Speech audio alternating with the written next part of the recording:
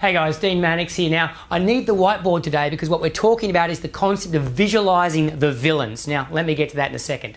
The bottom line is the Sales Growth Blueprint shows us all the 7 different strategies or accelerants that we can use to totally explode our sales and grow our sales at a much more rapid rate. Now, in the middle of the model is that concept of compelling story. And inside that is this concept of visualizing the villain. So what's it all about? Well, the first thing that we need to remember is that people will do a lot more to solve a problem than they will to take advantage of a benefit. So a villain is any problem that you solve for a customer with your product or service. Remember, your product or service is not actually a solution until it's solving a problem for the person you're trying to sell it to, or hopefully who's trying to buy it. Now, the concept of visualizing the villains is this. If we can visualize the problems, or what I like to call the villains, that people in your target market are facing, those problems become much more real, people become much more emotional about them, and much more likely to act on them. So just think about this. If you had to draw a model to visualize all the problems that you solve for customers with your product or service, what would that model look like? Now, I figured an easy way to talk you through this is give you an example. As a lot of you know, I'm very passionate about life insurance because of what happened to me as a young child and the reality that we were massively underinsured when I lost my father.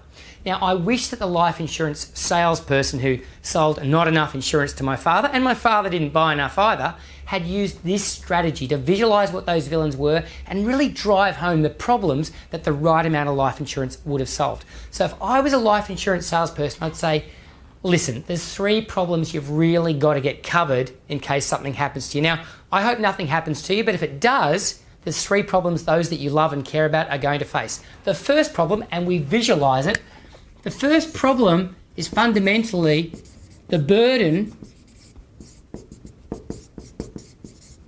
of debt. Now, notice just by drawing that on the whiteboard in front of you, it becomes so much more real than if I just said the burden of debt. And notice I've used an emotive word, burden, to identify or to label that part of the model, which is going to make you more emotional about thinking, oh, the burden of debt, I've got something to solve.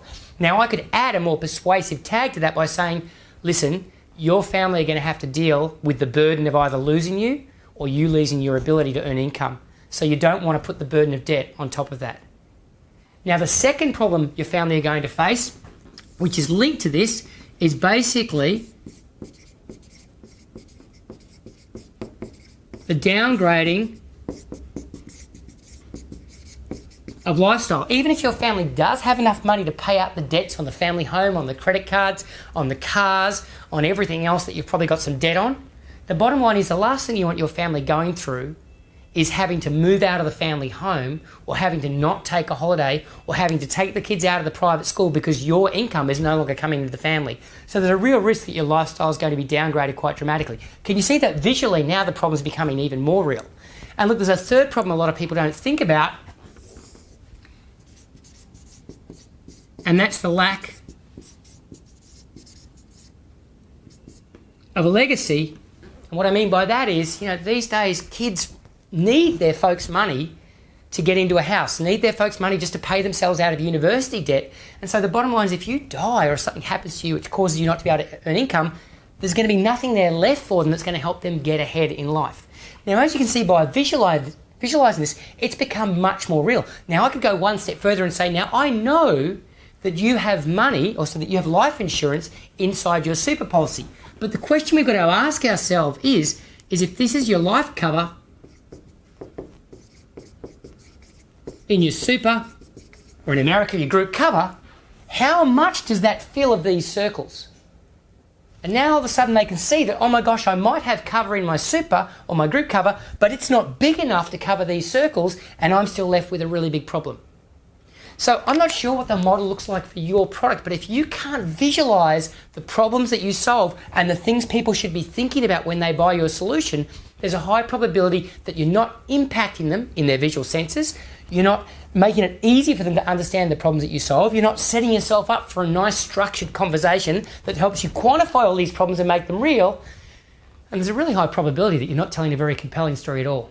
So the bottom line is today's concept, visualize the villains. That sits inside this concept of compelling story, which is the engine room and the emotion and the energy that drives the sales growth blueprint. You've got to get this right. Now, if you want some more detail on this, I'm running webinars around compelling stories. You've got to check those out. And the bottom line is all of us need to get this handled, because when we can visualize the villains, we are influencing ethically at a level that's causing people to get emotional and much more likely to take action. When people are taking action, and when people are interested in your story, and when people are inquiring and saying, tell me more, that's when you're living the better sales life. Dean Mannix, hope that was useful. Speak to you soon.